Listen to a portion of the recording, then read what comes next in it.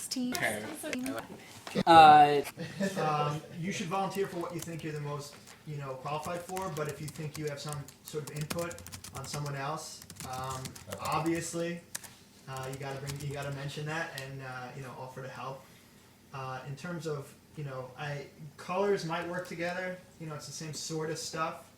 Color groups here, utilities kind of hang together. Money stuff is kind of very similar. That's how I would recommend actually just kind of people picking a region. Right. And supporting, yeah, you're right. These are just like they sound like one man, and everybody needs to be supported. Yeah. To be honest, I'm gonna, serve as a support for anyone who's in the dark and anyone, I have these textbooks that I bought, and I'm gonna hand them out at, I guess when our discussion kind of, peters out.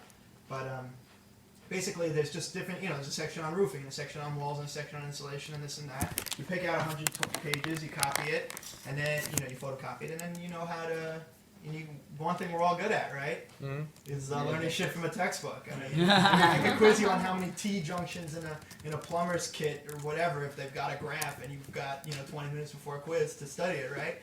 So we could all do this. Right. It's also important to realize, two people could have one of these jobs. One person could have three of these jobs. I mean, it's not necessarily exactly. one person, one job. If it's like, I'm kind of interested in this part of zoning, but I'm scared of this part. We can form organically. It doesn't have to be. You don't have to be scared of anything at this point, really. Yeah. So what is having? Be willing to do research at some point in the near future. So what is the benefit of having? Yeah. You can't do it without enough money. It's not like this. It's not doable. So money and support in terms of knowledge and. Oh, money. I had my list, but I didn't do my speech properly. But it was money and labor. You can, all of us building a house, it's really doable. In terms of just labor, in terms of just man hours, it's really doable. It doesn't take that much. You can build it with two people. Right, you can build it with two people. It just takes time, and you can't build a big one. So now we're going to build a nice big house with 10 people, and we're going to research our roles and kind of do it.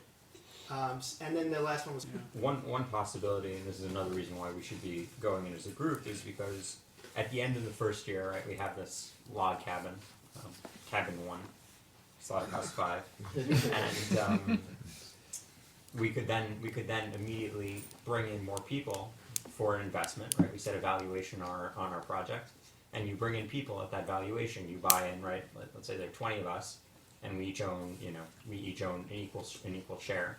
We can dilute our shares in exchange for investment, but you need to have something to show. You need to have something to show for it, right? This is the leap of faith period, and then afterwards there's the reinvestment period. So we do need to work as a group to get to that point where we can bring in more people and bring in more capital. It's not just for banks. It's for. When you say us building a house, do you mean I don't know anything about building a house, and I think that some people build a house by calling up a house builder and having them do it. But do you mean we would be physically doing it. That's the point. That's all of our hands. Right, and then that's the other thing. We're so powerful when we know how to build a house after that. Yes. It's ridiculous. It's like, you got 10 grand, you have a house, because we know how to make houses. Right. And we'll be so good at Have building any houses by cousins? the time we build this house. Anything else is possible, exactly. Yeah, right. Okay.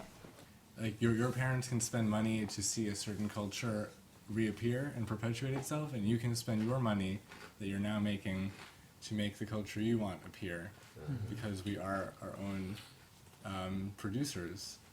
If we're going to be taking charge like this, and I have, and you have. Whoever's not the manager in a given situation will be labor and bossed around, which is, otherwise we're all just talking to nobody. So if you're the construction group, you're a specialist, it's only going to be 4 or 5 people.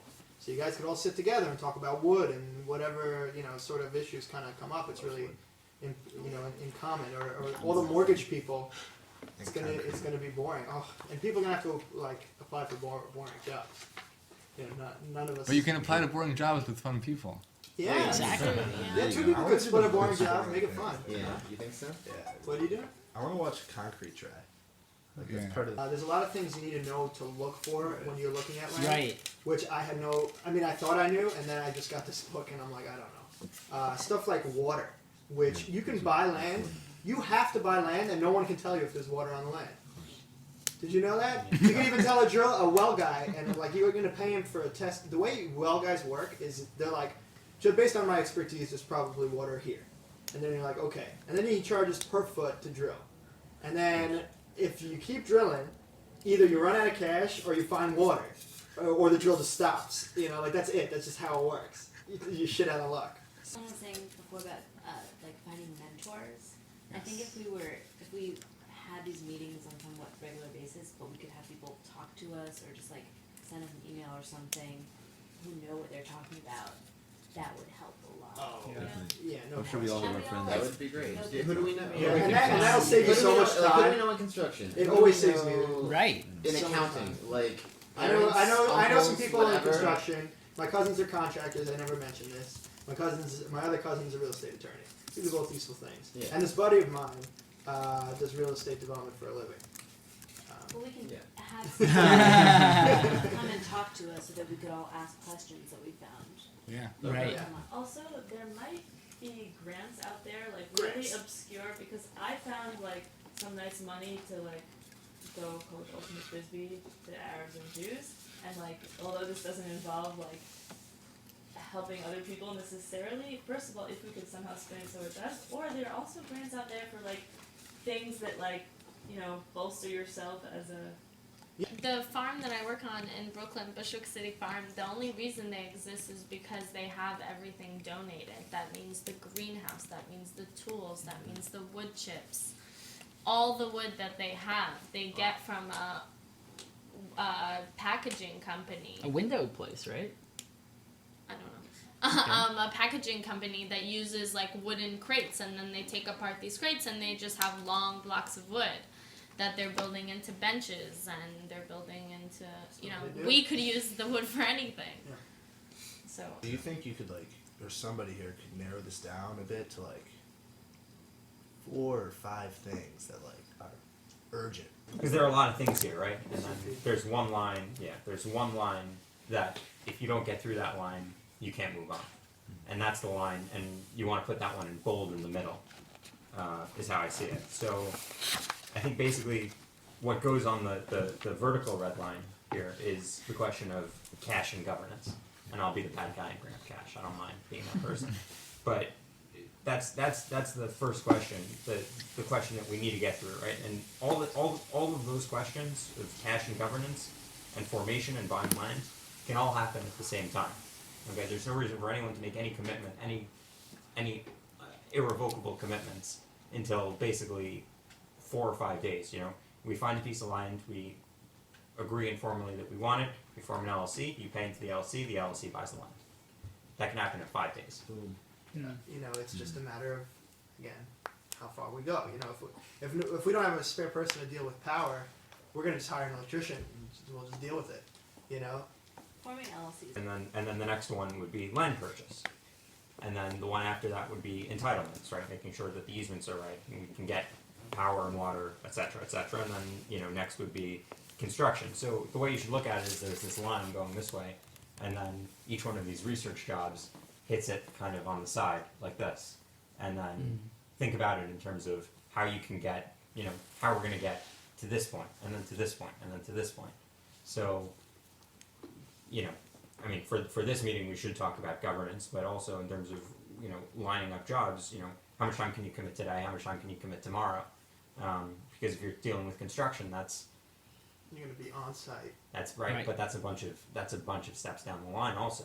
So it's like what you can commit to in the short term is not necessarily Right. what you're limited to in the long term. I'm really excited about our dreams and hopes.